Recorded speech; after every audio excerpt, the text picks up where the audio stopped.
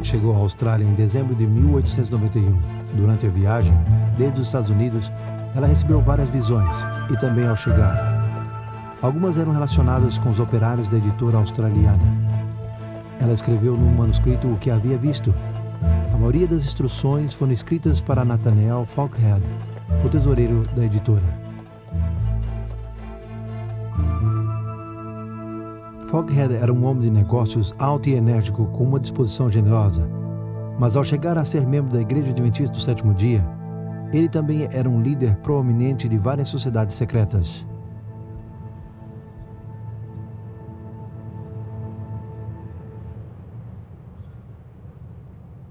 Com o passar do tempo, chegou a estar mais e mais absorto em suas atividades maçônicas e menos envolto em seu trabalho para a igreja. Alguns de seus companheiros se preocuparam com sua decadência espiritual e insistiram que ele considerasse a direção de sua vida. Mas Falkhead rejeitou completamente essa sugestão.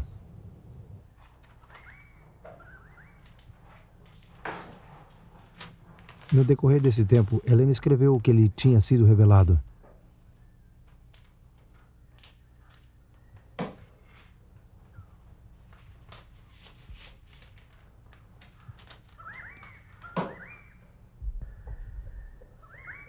Mas quando ela pensou em enviar a carta a Falkhead, pareceu que uma voz lhe falou e a conteve, pois os empregados da editora ainda não estavam preparados para receber essa mensagem.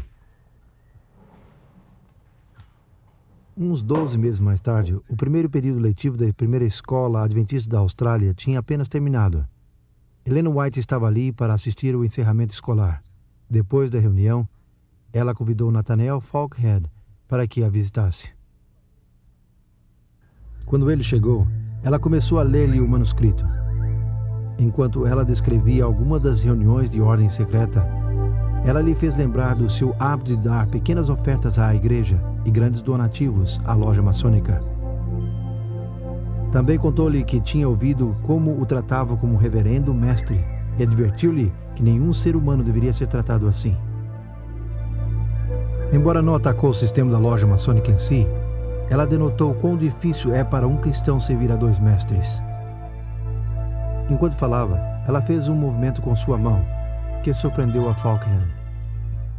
A senhora sabe o que fez? Acaba de fazer um sinal secreto dos maçons. O sinal de um cavaleiro templário. No que continuaram conversando, ela fez outro movimento com sua mão. Subitamente, Falkhead adquiriu uma palidez mortífera. O sinal que ela tinha feito só era conhecido pela ordem mais alta dos maçons, um sinal que nenhuma mulher deveria conhecer. Durante as 2 horas seguintes, Falkhead lutou com sua consciência. Finalmente decidiu desligar-se das lojas maçônicas, o que conseguiu depois de um conflito. O senhor me deu a honra de falar-me através da senhora White. Ele apresentou meu caso a ela e chamou-me por meu nome. Por isso considerarei atentamente a instrução do senhor.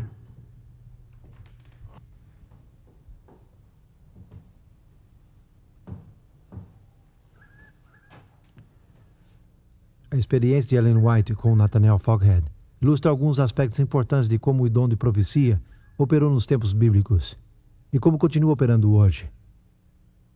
Primeiro, os profetas recebem informação pelos meios sobrenaturais das visões ou sonhos proféticos, que lhes permite ver as pessoas e experimentar acontecimentos fora de seu limite de conhecimento.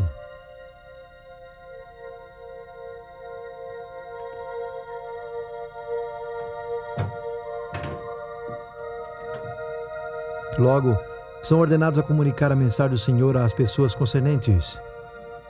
Ele ou ela, pois as mulheres também foram chamadas a ser profetas, têm que expor a mensagem em forma oral, escrita ou atuada. Essencialmente, o profeta é o porta-voz de Deus. É por isso que o dom de profecia é conhecido como o testemunho de Jesus. Isso não significa que Deus dita a mensagem ao profeta. Antes, o Espírito de Cristo satura a mente do profeta com pensamentos. Então o profeta escolhe as palavras para expressar os pensamentos recebidos durante a visão ou sonho.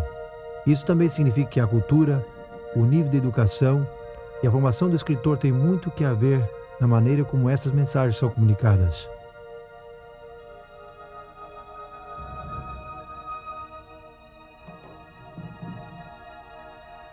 Para expressar seus pensamentos, alguns escritores da Bíblia usaram palavras escritas por outros autores bíblicos. Alguns, como Lucas, escolheram passagens de fontes históricas não inspiradas. Paulo usou palavras de poetas seculares. Judas e João citaram do livro judeu não bíblico de Enoque. Mas sob a direção do Espírito de Deus, o profeta é inspirado e a mensagem chega a ser a palavra de Deus.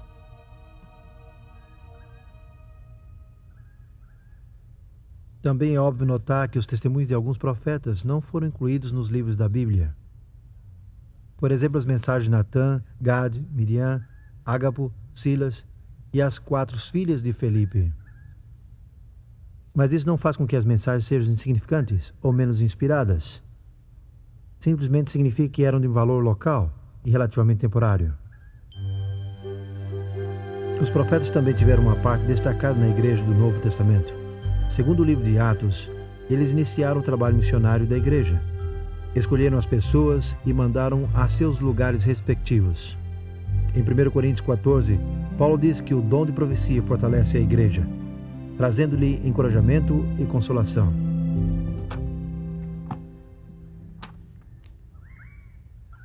Paulo também escreve em Efésios 4 que os profetas são um dos principais meios que Cristo pôs na igreja para trazer unidade. Portanto, seus conselhos ajudam a proteger a igreja das falsas doutrinas.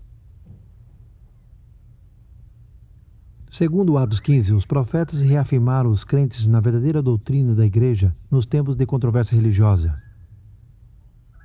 Mas, sobretudo, Paulo ensina que o propósito primordial do profeta é levar homens e mulheres a Cristo, estabelecendo-os numa relação com Ele. Para ajudar a alcançar essa meta, Jesus predisse através dos profetas do Novo Testamento que essa atividade continuaria na igreja. O testemunho de Jesus não cessaria com o livro de Apocalipse. De fato, os livros de Joel e Apocalipse indicam que o dom de profecia assistiria à igreja especialmente no tempo do fim.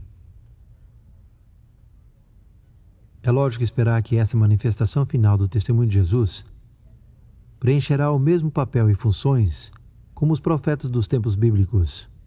Deus novamente revelará seu propósito por meio das visões e sonhos. Ele também inspirará o mensageiro para que a mensagem guie, repreenda e desafie a igreja. Claro, a pergunta que devemos fazer é: como Ellen White usou esse dom profético em seu ministério para a Igreja Adventista do Sétimo Dia?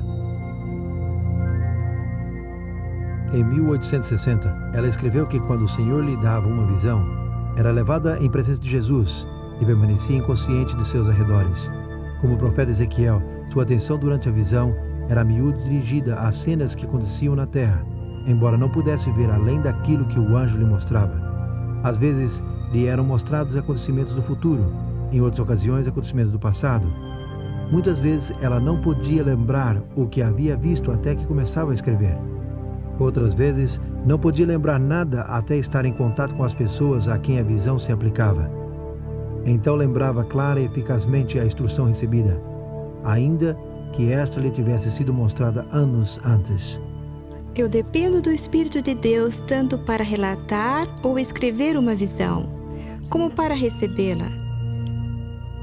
Foram-me mostrados rostos que nunca havia visto, e anos mais tarde os reconheci ao vê-los. Tenho escrito cartas à meia-noite que têm atravessado o continente e, ao chegar à crise, evitaram grandes desastres para a causa de Deus.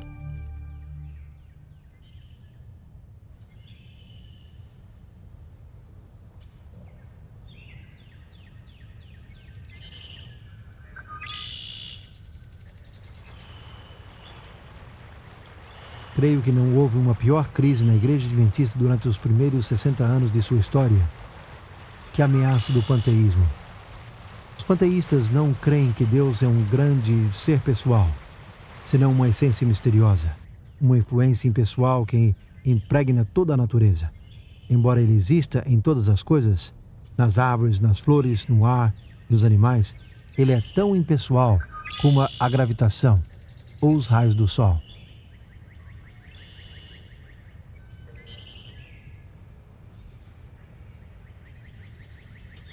Esta ideia tinha sido adotada e ensinada como uma nova e avançada verdade por alguns dos líderes da igreja de Battle Creek. na realidade, ameaçava os mesmos fundamentos da opinião bíblica de Deus. O Dr. John Harvey Kellogg, o brilhante doutor e superintendente da instituição médica da igreja em Battle Creek, foi um entre os muitos líderes da igreja que foram atraídos por essa filosofia no começo de 1880, mas não foi até 1897 que ele introduziu a doutrina em forma pública. Nas reuniões da Conferência Geral em 1899, realizadas aqui na igreja de Lancaster do Sul, em Massachusetts, as ideias panteístas foram novamente promovidas por vários líderes da igreja. Ellen White ainda se encontrava na Austrália, mas foi ordenada a informar a conferência de vários testemunhos. Um levava o título A Verdadeira Relação entre Deus e a Natureza. A natureza não é Deus, e nunca foi Deus. A voz da natureza testemunha de Deus, declarando sua glória, mas a natureza em si não é Deus. Sendo criada por Deus, ela só rende o testemunho de seu poder. Bem, irmãos, o que acham disso? O momento oportuno dessa mensagem foi relevante. Havia sido escrita aqui na Austrália quase 4 semanas antes do começo da conferência, mas chegou justamente quando necessitada. No entanto, esse não foi o fim do caso. A doutrina panteísta foi logo exaltada no colégio Battle Creek e no sanatório, que estava sob o controle do Dr. Kellogg.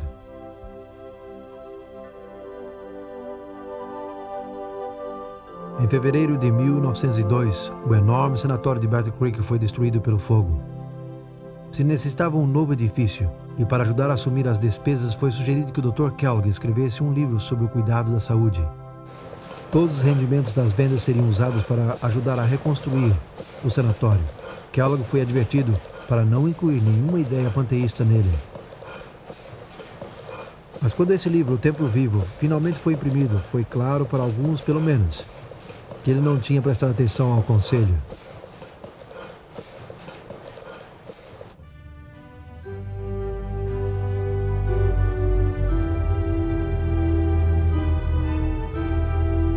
Em 1903, os líderes da igreja decidiram que o concílio anual teria que ser realizado em Washington, D.C. Arthur Daniels, o presidente da igreja, esperava que ninguém fizesse referência ao Templo Vivo ou às ideias panteístas de Kellogg. Mas quando Kellogg e seus adeptos de Battle Creek chegaram, foi evidente que uma confrontação era inevitável. Senhores, o que necessitamos é uma nova interpretação de Deus. E o panteísmo nos dará isto, uma nova experiência religiosa. Não, senhor, irmão Kellogg. De maneira alguma. Acho que o panteísmo debilitará nossa fé. Amém. Amém. E levará a igreja a perder confiança. Você teria a igreja estagnada? Confiança em Deus. Devemos aferrar-nos às nossas tradições. Não. Estivemos aferrando-nos a isso por muito tempo. Sua intenção é levar-nos a pensar que Deus não se interessa por nós. Isso não é verdade? Irmãos, por favor. Nós teremos que suspender essa reunião.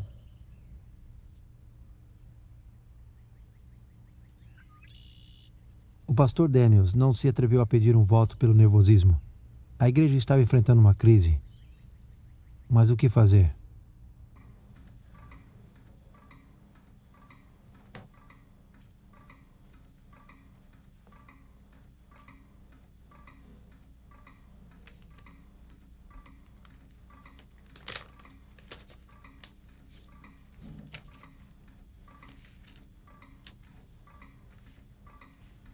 Tenho algumas coisas a dizer sobre o novo livro O Templo Vivo.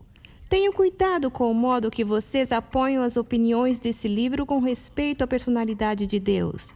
Como o Senhor me apresenta o caso, essas opiniões não têm a sua aprovação. Imagino que o autor desse livro está no caminho falso e tem perdido de vista as verdades eminentes para esse tempo.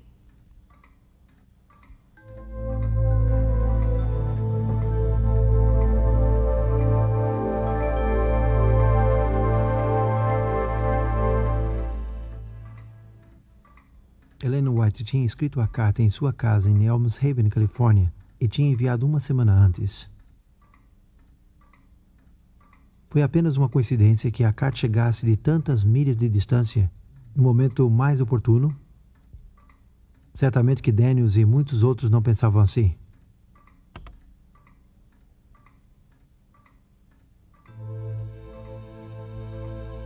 Nunca as mensagens de Deus foram tão necessárias como neste momento. E nunca houveram mensagens mais adequadas, enviadas por ele a seu povo, que a senhora os escreveu. A senhora não pode imaginar a bênção que seu comunicado sobre o templo vivo nos trouxe.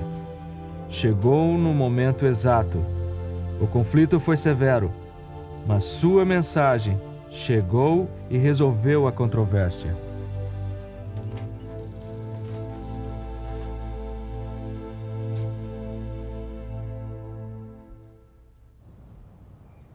O Concílio de Washington não somente foi uma ameaça à organização ou à liderança, envolveu muito mais, pois a mesma interpretação do caráter e personalidade de Deus corria perigo.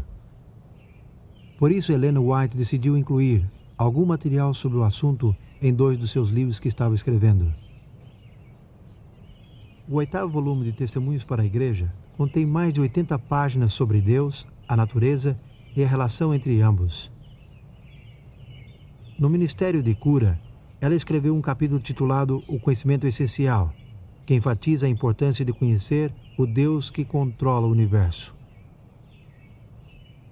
Isso sempre foi de suprema importância para Ellen White.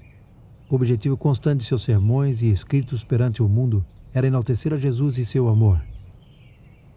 Infelizmente, isso nem sempre estava em primeiro lugar para a igreja. Tomemos a igreja daqui em Battle Creek. A nenhuma igreja desse tempo ela informou mais que a esta.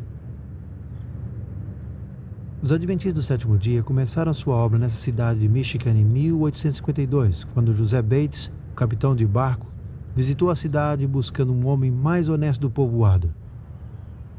Leonardo Stewart, o gerente do correio, o levou a Davi Wood, um vendedor ambulante presbiteriano. Bates o convenceu a importância de guardar o sétimo dia e o sábado, e Whit chegou a ser o primeiro adventista que guardou o sábado em Battle Creek.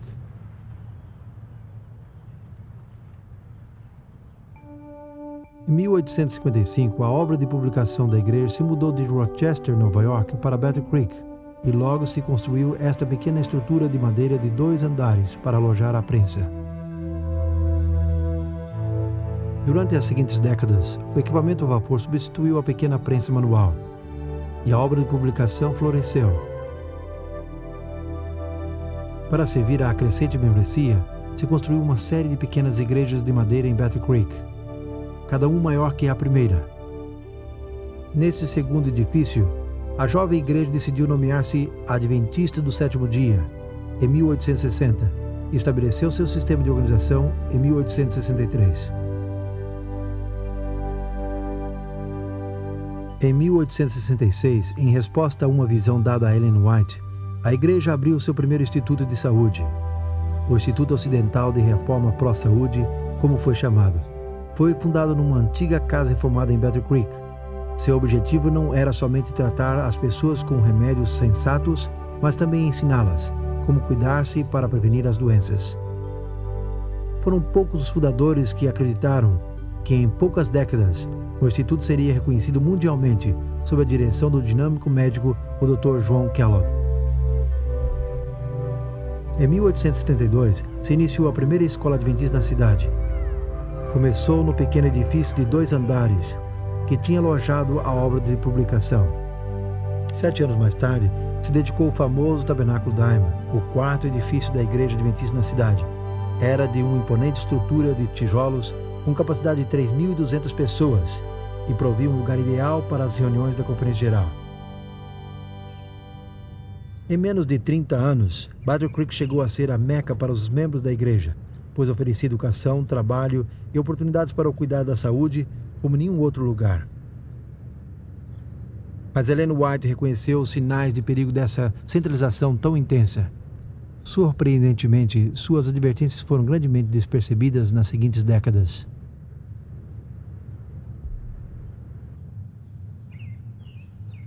No fim de 1890, a editora Review and Herald era a maior do estado de Michigan. O sanatório no Morro, de fama mundial, tinha quase 1.000 empregados. Mais de 2.000 membros da igreja e visitas se reuniam no Tabernáculo Diamond cada sábado.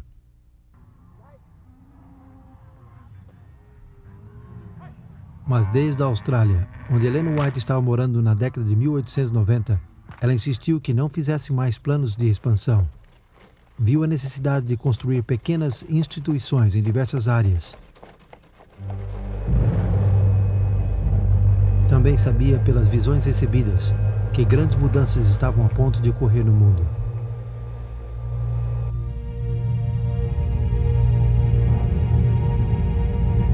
Em 1890, ela tinha escrito sobre os futuros conflitos por todos os lados, com o naufrágio de milhares de navios e a destruição de forças navais.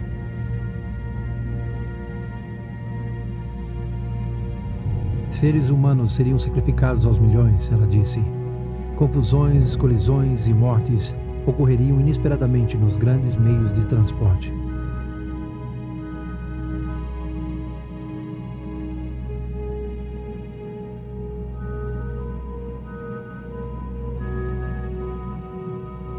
Lembremos-nos que em 1890, uma guerra mundial era inconcebível. Os aviões e carros a gasolina nem tinham sido inventados, mas todas as suas palavras resultaram verdadeiras. 24 anos mais tarde, 10 milhões de pessoas morreram na Primeira Guerra Mundial e outras 40 milhões na Segunda Guerra Mundial. Desde então, têm ocorrido grandes perdas de vidas nos maiores meios de transporte. Na Conferência Geral em Battle Creek em 1901, alguns passos foram tomados para descentralizar a organização da igreja. No entanto, as advertências de Ellen White com respeito ao aumento da comercialização e sobre os salários injustos na editora, a maioria entraram em ouvidos surdos. Mas em novembro de 1901, se comunicou uma mensagem alarmante aos membros da junta da editora.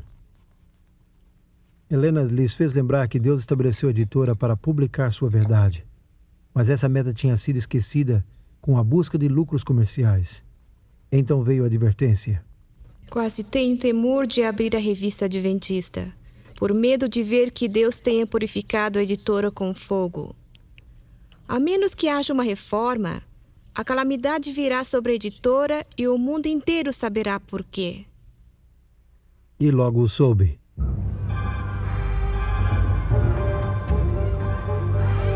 Na noite de 30 de dezembro de 1902, o edifício principal da editora foi reduzido a cinzas.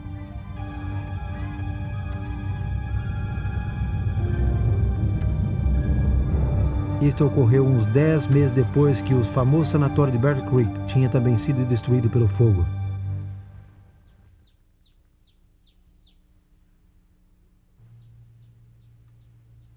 Desde Califórnia, quando Ellen White recebeu a notícia do incêndio, ela escreveu aos líderes de Battle Creek, expressando a sua profunda tristeza pela grande perda que a igreja tinha sofrido. Não estou surpreendida por essa triste notícia, pois nas visões da noite vi um anjo de pé sobre Battle Creek com uma espada de fogo. Uma vez, durante o dia, enquanto escrevia com a pena, perdi o conhecimento. E pareceu como que essa espada de fogo fosse primeiro numa direção e logo noutra.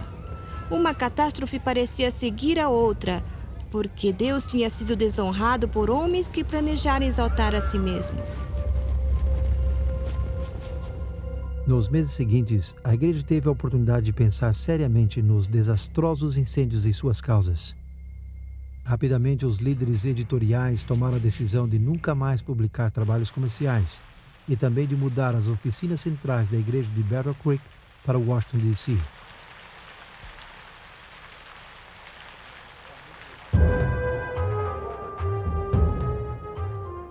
Nos tempos bíblicos, o profeta, sendo o porta-voz de Deus, muitas vezes falava claramente e dava mensagens de advertência ao povo de Deus, chamando ao arrependimento. Essas mensagens nunca eram populares, porque quase sempre atacavam o egoísmo, o orgulho e o amor ao poder.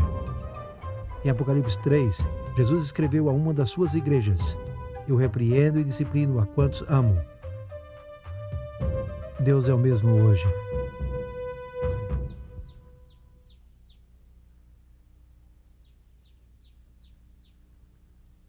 Através de Ellen White, sua mensageira moderna, Deus também advertiu e apelou não somente aos líderes ao arrependimento, mas também os indivíduos.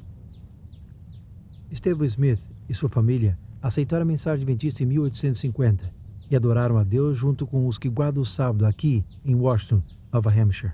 No entanto, pouco depois, Smith caiu sob a influência do que se chamava a Nova Luz e começou a pregar suas ideias.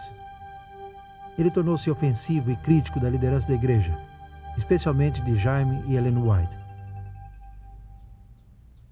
No fim de 1851, o nome Smith foi retirado da igreja com relutância, por causa de suas ideias discordantes e mordazes. Ele gastou os 30 anos seguintes unindo-se a diferentes grupos rebeldes, e apesar de receber advertências concernentes às doutrinas sem fundamento que esses grupos ensinavam, ele não sentiu necessidade de conselhos. Mas Deus ainda o amava. E numa visão ele revelou a vida e o futuro de Stephen Smith e Ellen White. No fim de 1850, Helena escreveu o que lhe tinha sido mostrado e concluiu com um chamado para que ele voltasse a Deus. Quando Smith recebeu a carta, se zangou e declarou que não queria nenhum testemunho de Ellen White. Guardou a carta no baú e se esqueceu dela. Nesse meio tempo, Smith seguiu com seu crítico hábito. Um amigo disse que ele tinha a língua mais maldosa e fulminante que ele conhecia. E desse jeito ele desperdiçou os que poderiam ter sido os melhores anos de sua vida.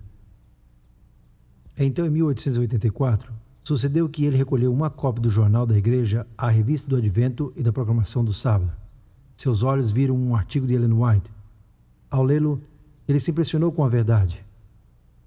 Com o passar das semanas, continuou lendo a revista, e a sua família e amigos notaram uma mudança gradual em suas atitudes, mordazes e desagradáveis para com a igreja e seus líderes.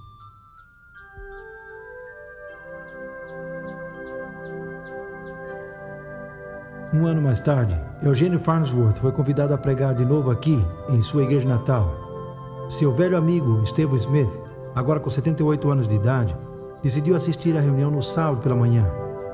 Farnsworth pregou deste púlpito sobre a origem do movimento adventista na profecia bíblica. As positivas e confiantes palavras de Farnsworth afetaram profundamente a Smith.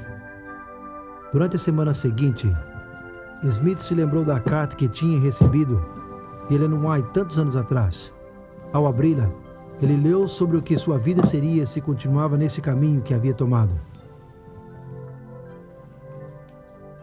No entanto, o que tinha sido uma predição, quando a carta foi escrita, era agora uma história. Sua história um registro de como ele havia vivido por causa de não mudar os seus hábitos.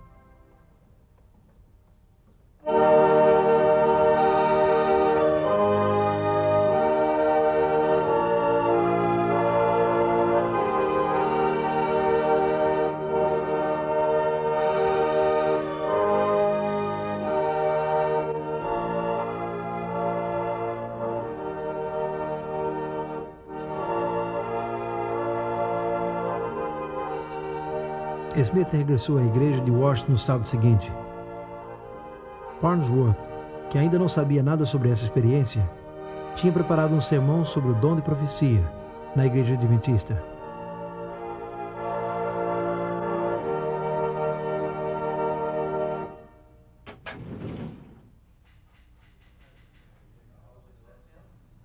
Esta carta foi escrita pelo Eugênio Farnsworth a Ellen White no dia 15 de julho de 1885. Pouco tempo depois de ele pregar seu sermão na igreja de Washington. Menciona como depois do sermão, Smith pôs-se de pé e relatou a história do testemunho que ele tinha recebido 25 anos antes, e como ele não o tinha lido até a quinta-feira anterior.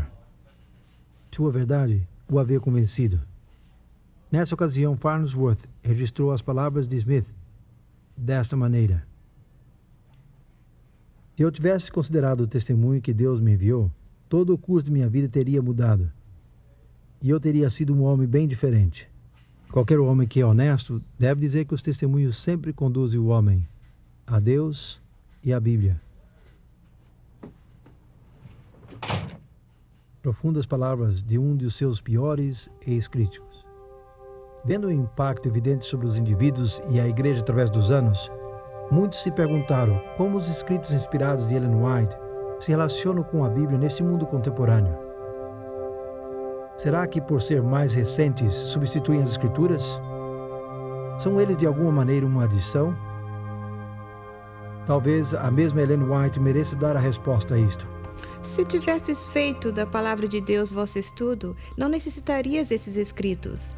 É porque haveis deixado de instruir-vos com o livro inspirado de Deus, que ele tem buscado alcançar-vos com testemunhos simples e diretos. Não intentam dar nova luz, senão impressionar vividamente o coração com as verdades de inspiração já reveladas. Porque se tem prestado pouca atenção à Bíblia, o Senhor tem enviado uma luz menor para guiar homens e mulheres à luz maior.